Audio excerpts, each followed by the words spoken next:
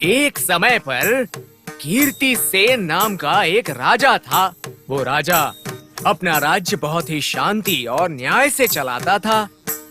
ऐसे ही एक दिन उसकी राज्य सभा आरंभ हुई और उस सभा में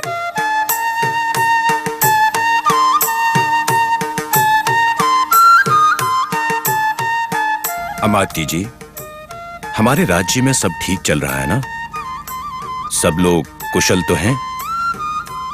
हमारी प्रजा में से किसी को कोई समस्या तो नहीं ना? महाराज को मेरा प्रणाम।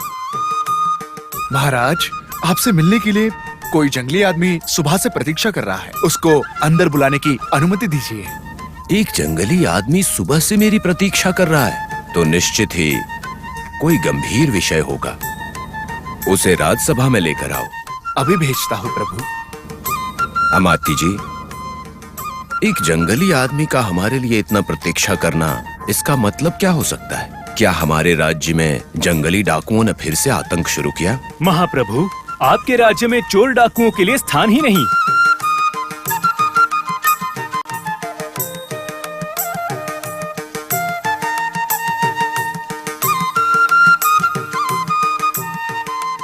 हमारे महाराज की जय हो। तो बताओ, ऐसी क्या आवश्यकता आन पड़ी कि मुझसे मिलने आए? जंगल में सब ठीक तो है?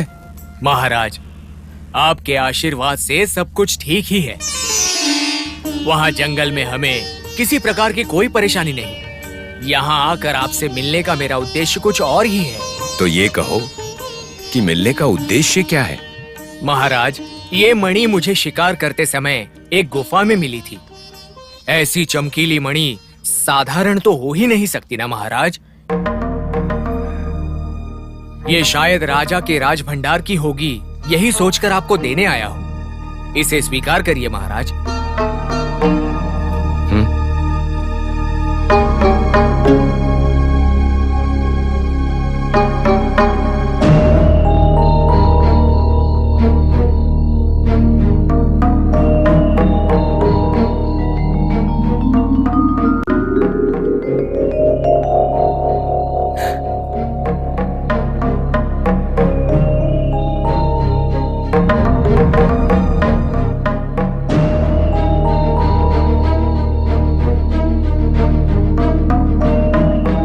उत्तम, हमें तुम्हारी सच्चाई बहुत पसंद आई।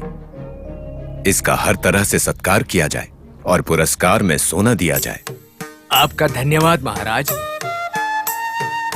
अमात्य जी, ये अनमोल मणि हमारे राज्य भंडार का तो नहीं है, किंतु इसके भीतर अनेक अदृश्य शक्तियां छुपी हुई हैं और उसके बारे में जानने की मेरी जिज्ञासा है।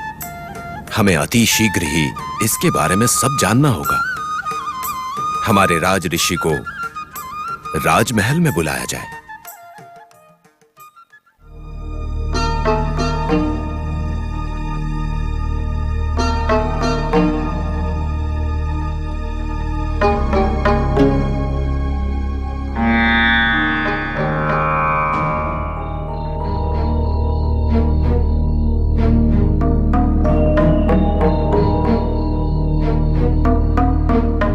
ऋषिवर, इस मणि को देखकर लगता है कि इसमें अपार शक्तियां छुपी हुई हैं। इस मणि को लेकर आपकी क्या राय है? सत्य कहा महाराज, ये कोई सामान्य मणि नहीं है। ये तो देव कन्या का रूप है। इस परिस्थिति के पीछे एक बड़ी घटना हुई है। उसको विस्तार से बताता हूं, सुनिए। बहुत साल पहले की बात है। रत्न मंजरी नाम की एक देव कन्या थी। वायु मार्ग से वो अपनी सहेलियों के साथ आकाश में विचरण कर रही थी। वो प्रसन्न थी। तभी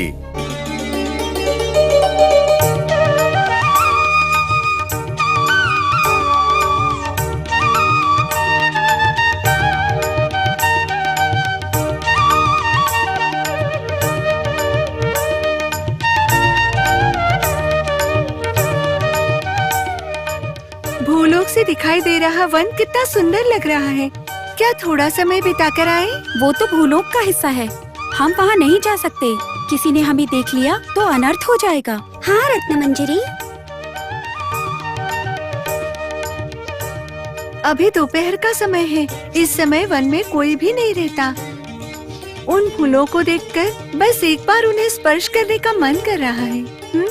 तुम देवेंद्र के स्थान वाली, आखिर तुम्हें कौन मना कर सकता है? हम तुम्हें मना करने का दुस्साहस नहीं कर सकते। ठीक है, जल्दी वापस आ जाएंगे। हाँ।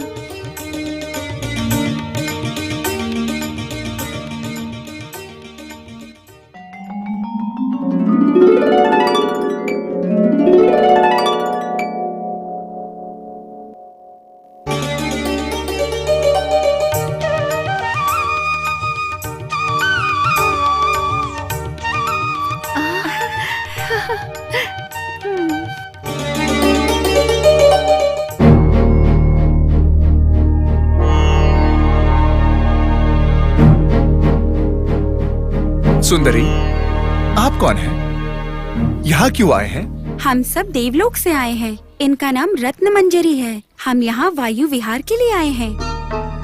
हमसे आपको कष्ट पहुँचा हो तो हमें क्षमा कीजिए। अब हम चलते हैं। आप जैसे कन्याओं को आने में कौन सी तकलीफ? आपका मन तृप्त होने तक आप यहाँ रुक सकते हैं। नहीं, हमें देर हो रही है। अब हमें चलना होगा।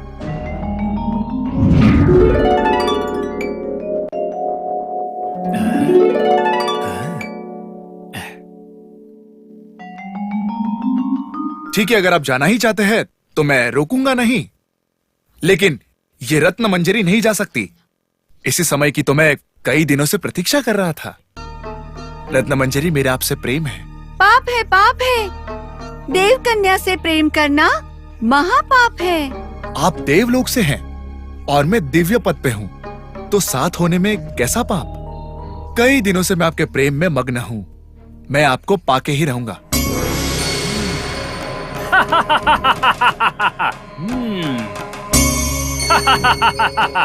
ये कदापि नहीं हो सकता। ये वन मेरा है। मेरी अनुमति के बिना अंदर आ गए, यही बड़ा अपराध है। उसके लिए क्या शिक्षा होगी तुम्हें ज्ञात है? इस रत्न मंजरी को मुझे सौंपना होगा।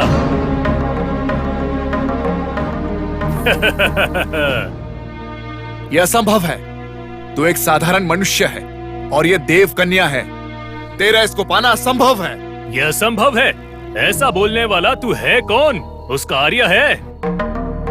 मैं इसका मित्र हूँ और इस रत्न मंजरी से अति शीघ्र मैं विवाह करूंगा। तेरा ये सब अधिकार उसको मनाने के बाद करना। अभी वो मेरी बंदी है। मैं जो भी दंड दूंगा वो उसको पालन करना ही होगा। ये एक राजा का आदेश है। वो तुझसे नहीं हो पाएगा। मैं इंद्रजाल जानता हूँ। मुझे तुम कभी हरा ही नहीं सकते। मेरे रास्ते में आने का प्रयास ना करे। मैं एक क्षत्रिय हूँ। जो कदम आगे रखा उसको कभी पीछे नहीं लेता। तेरे इंद्रजाल के लिए मेरे पास अस्त्र भी है। यदि तुझ में हिम्मत है तो मुझसे युद्ध कर, और नहीं है तो यहाँ से निकल जा।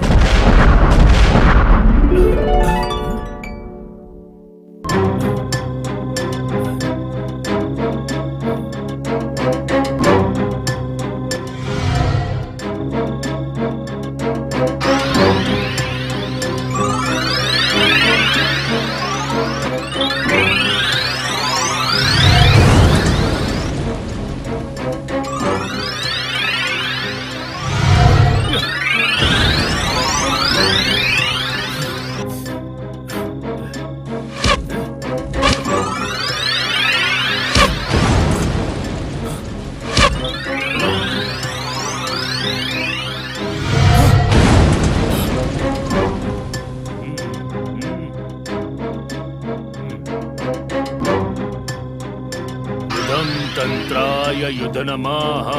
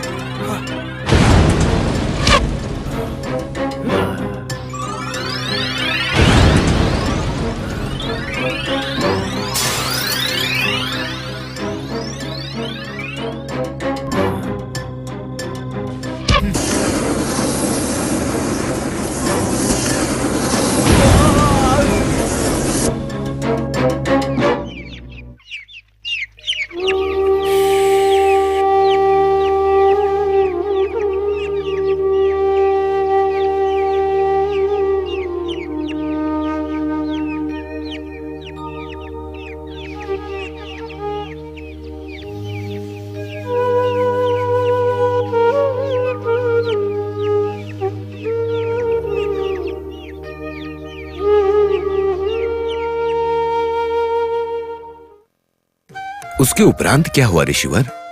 इतने समय तक किसी को पता नहीं था कि उस मणि का क्या हुआ, और अब उसका आधा भाग ही प्राप्त हुआ है। तो फिर उसके दूसरे आधे भाग का क्या हुआ ऋषिवर? दूसरा आधा भाग एक राक्षस के हाथों लग गया और अभी वो मणि उसकी गुफा में है। वो गुफा कहाँ पर है? वहां जाने का मार्ग क्या है? मणि का दूसरा हिस्सा लाकर जोड़ेंगे तो क्या वो राजकुमारी रत्नमंजरी पुनः जीवित हो जाएगी ऋषिवर? आपको इतनी क्यों रुचि है राजा? ये कहानी मुझे अधूरी लग रही है, और इसके आगे क्या हुआ मैं उसे जानने की इच्छा रखता हूँ। मणि का दूसरा आधा हिस्सा मैं नहीं ला सकता क्या? प्रयत्न करोगे तो अवश्य पालोगे, परंतु वो आपका दुस्साहस होगा। ऋषिवर, इसमें दुस्साहस की क्या बात है? मैं किसी कार्य को असंभव नहीं मानता। वो मणि चाहे स्वर्ग लोक में हो, मत्स्य लोक में हो, पाताल लोक में हो या कहीं और भी, मैं उसे ढूंढ कर अवश्य लाऊंगा। नहीं राजन, ऐसा दुस्साहस करना ठीक नहीं होगा। ऋषिवर, आप चिंता मत कीजिए। क्या आपको मेरे शौर्य पर विश्वास नहीं रहा? महाराज कीर्तिसेन, आपके शौर्य पर मुझे किंचित मात्र भी संदेह नहीं है। इस कार्य में यदि आप विजयी हो गए तो भी आपको उससे कोई लाभ नहीं होगा। कोई लाभ ना भी हो तो केवल अपने मन की संतुष्टि के लिए ये कार्य मैं अवश्य करूंगा। इस कार्य में मुझे सफलता मिले, इसका आशीर्वाद दीजिए, और मणि के दूसरे हिस्से तक पहुंचने का रास्ता बताइए। महाराज, वहां का रास्ता बहुत कठिन है, आपको बहुत अड़चने आएंगी। ऋषिवर, रास्ते में जो भी अड़चन आएगी मैं उन सब को भेद कर आगे बढ़ने की योग्यता रखता हूँ। केवल आपकी योग्यता काफी नहीं है, वो एक मायावी लोक है। वो तो भिन्न भिन्न रूप में आकर माया का खेल खेल के आपको भ्रमित कर देगा। ऋषिवर, आपने तो मुझे इंद्रजाल भी सिखाया है। अपनी इस विद्या का पूरा पूरा लाभ इस बार उठाऊंगा। महाराज, यदि आपने निर्धारित कर ही लिया है तो आप मेरी सलाह नहीं मानेंगे। फिर भी वहां की बुरी शक्तियों का सामना करने के लिए मैं आपको एक विशिष्ट मंत्र शक्ति से अनुग्रहित करता हूं।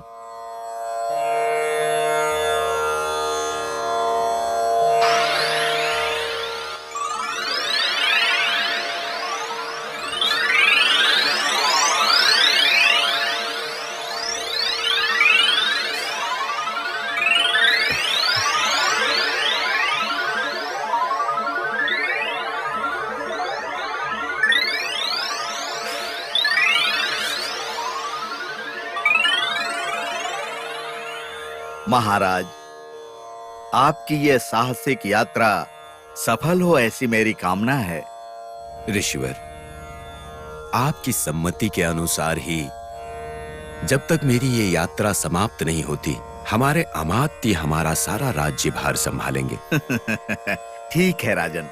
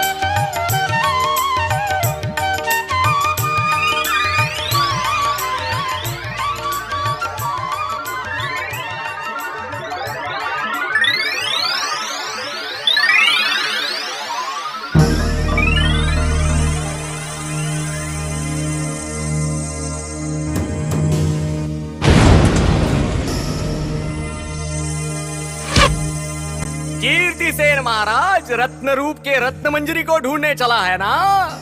हाँ, लेकिन तुम्हें कैसे पता? तुम्हारी तरह मैं भी एक दिन रत्न ढूंढने यहाँ आया था। उसको हासिल करने में मैं असफल हो गया। और मरकर इस रूप में ढल गया हूँ। तुम्हारी अवस्था भी मुझ जैसी हो जाएगी, इसीलिए इस दुस्साहस को यहीं छोड़ दो, ये अच्छा नहीं है। तुम निश्चित ही कायर हो, इसीलिए यहाँ भूत बन के घूम रहे हो। लेकिन मैं पीछे नहीं हटूंगा। मैंने जो ठान लिया है उसे करके ही रहूंगा। तुम्हारे नसीब में भी वही लिखा है, तो कोई और कर भी क्या सकता है। ठीक है, वैसा ही हो। अभी तुम्हारे साथ कोई भी नहीं है, इसीलिए मैं तुम्हें एक राज की बात बताता हूँ। वो पहेली के रूप में है। सही समय पर अगर तुम उसको याद करोगे तो तुम्हारा काम सफल हो जाएगा। क्या है वो पहेली? बोलो। रत्न रत्न मिलकर कुरूप है, कुरूप से सुंदरी है, इसे झेलना नामुमकिन, ये राह है कठिन। ये क्या हो सकता है? रत्न रत्न मिलकर कुरूप, कुरूप से सुंदरी, इसको झेलना होगा कठिन राह। बड़ा ही विचित्र है ये तो।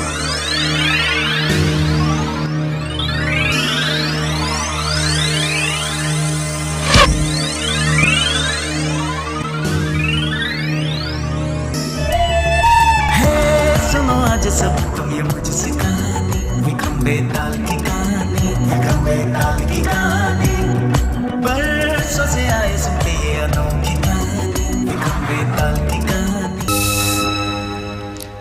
इसीलिए मैंने कहा था ये संबंध नहीं कर सकते हैं। हाँ पुत्र, विवाह के पहले ही यदि जानलेवा संकट आ गया तो तुम्हारी स्थिति क्या होगी? ज्योतिषी जी के बताने के हिसाब से अगर तुम्हारी जान को कुछ हो गया तो मैं कैसे रहूंगा कुमार? उसके पश्चात इस राज्य को कौन संभालेगा? पिताजी, वही राजकुमारी ने आकर मेरी रक्षा क्यों की होगी? राजकुमार, आप मासूम हैं। ऐसी विद्या सीखने वाली स्त्री आपको ऐसे कभी नहीं छोड़ेगी। एक स्त्री अपने विनम्र और कोमल स्वभाव को छोड़कर इंद्रजाल, महेंद्रजाल जैसे कितनी विद्याएं सीख रही हैं, तो क्या वो राजकुमारी या महारानी बनके आपके परिवार को संभाल पाएगी? दुर्गानंद जी, बस महारानी होकर कोई भी विद्या का ज्ञान नहीं होता है, तो एक सामान्य लड़की की तरह वो रोते हुए खड़ी क्यों रही? ज्योतिषी जी की बात को गहराई से समझो कुमार। ऐसा नहीं है पिताजी, इंद्रजाल और महेंद्रजाल सीखने मात्र से ही वो बुरी तो नहीं बन जाती है ना? आप ही बताइए।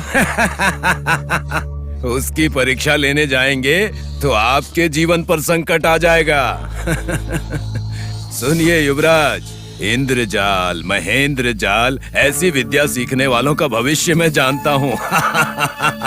अच्छी तरह जानता हूँ। हाँ कुमार, हमारे ज्योतिषी जी सकल विद्या में पारंगत हैं। उस राजकुमारी ने जो भी चमत्कार किए हैं उससे भी 100 गुना अधिक चमत्कार कर सकते हैं ये। तो फिर मेरे ऊपर आए हुए उस संकट से मुझे बचाने के लिए ये क्यों नहीं आए? आ रहा था, आ रहा था, आने ही वाला था, मगर तब तक वो आ गई। प्रभु, जो भी कहना था मैंने कह दिया। आगे का निर्णय अब आप ही को करना है।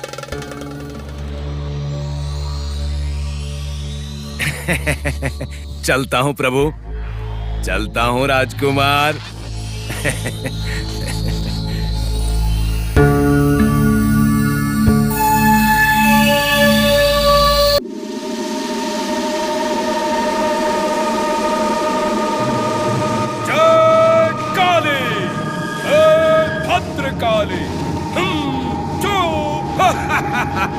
इस बार राजकुमार बच नहीं पाएगा।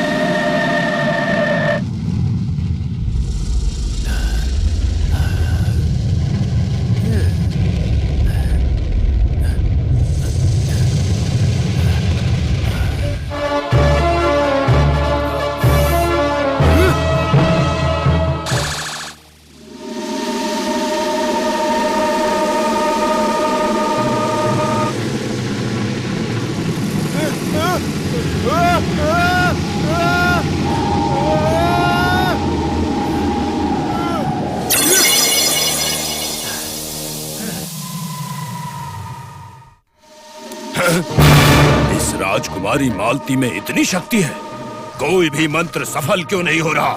मेरे मंत्र शक्ति की वो परीक्षा ले रही है क्या? देखता हूं। ओम ह्रीं क्लीं। हाँ? ये क्या है? अपमान, अपमान! मेरे मंत्र शक्ति का अपमान कर रही है। हाँ? ओम ह्रीं, ओम ह्रीं।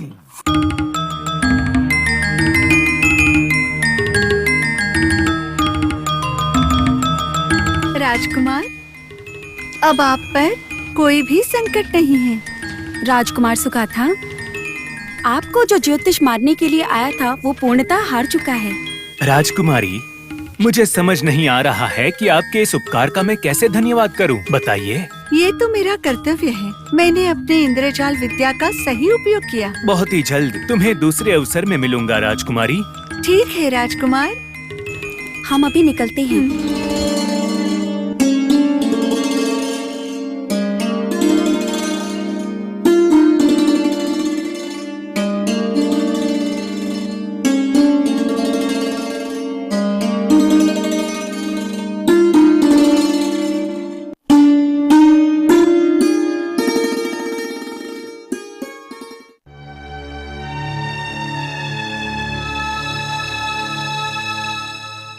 महाप्रभु, युवराज को समझाना ही होगा। शीघ्रता करके संकट मोल लेना उनका स्वभाव है। जब देखो ऐसा करते रहते हैं।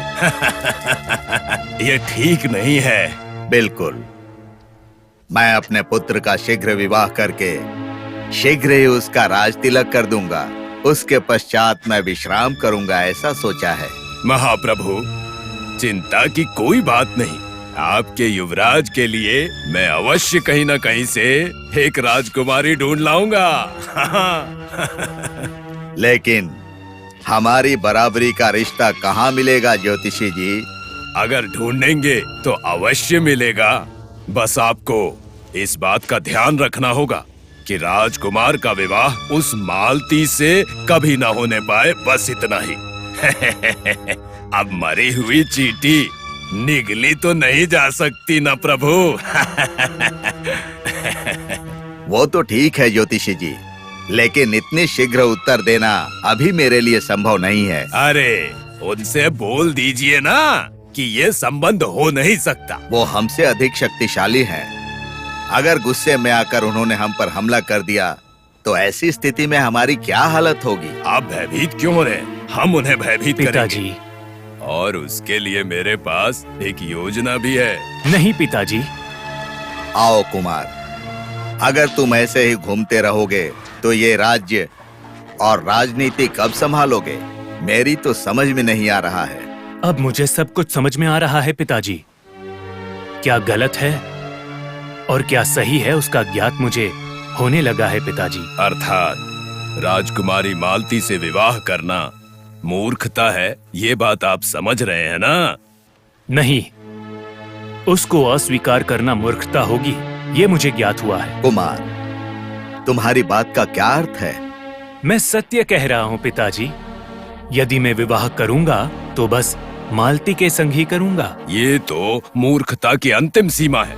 राजकुमार, अपनी मृत्यु को स्वयं आमंत्रित मत कीजिए आप। यदि मृत्यु आनी होगी तो वो स्वयं आकर हमारा दरवाजा खटखटाएगी स्वामी जी।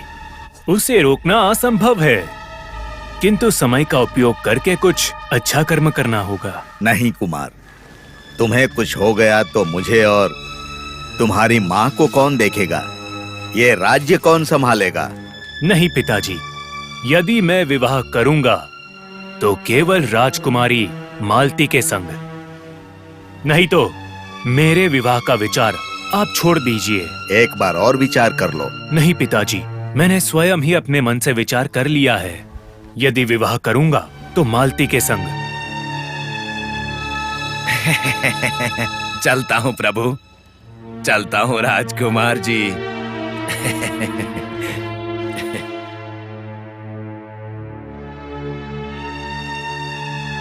कुमार, आप चिंता मत कीजिए पिताजी। कहानी सुनी ना राजा? संकट की बात पता चलने के बाद भी और दोबारा संकट आने के बाद भी राजकुमार ने उस मालती से विवाह करने का निर्णय क्यों लिया राजन? उस ज्योतिषी ने भी सुगाथा को मारने का प्रयास ही क्यों किया? इन प्रश्नों का उत्तर पता होकर भी अगर तुमने उत्तर नहीं दिया तो तुम्हारे सिर के 1000 टुकड़े हो जाएंगे।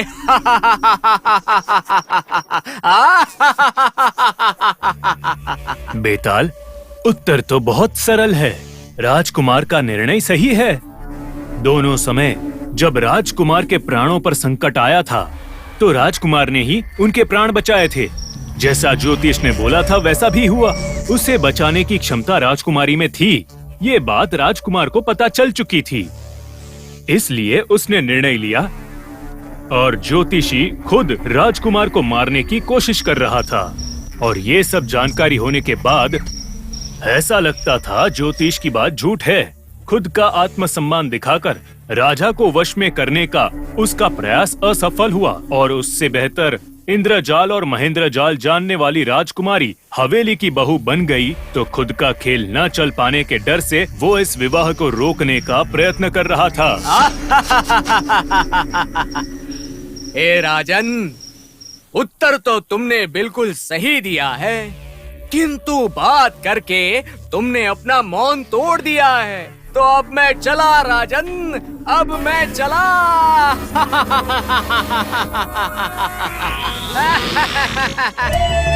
हे सुनो आज सब तुम ये मुझसे कहानी, विक्रम बेताल की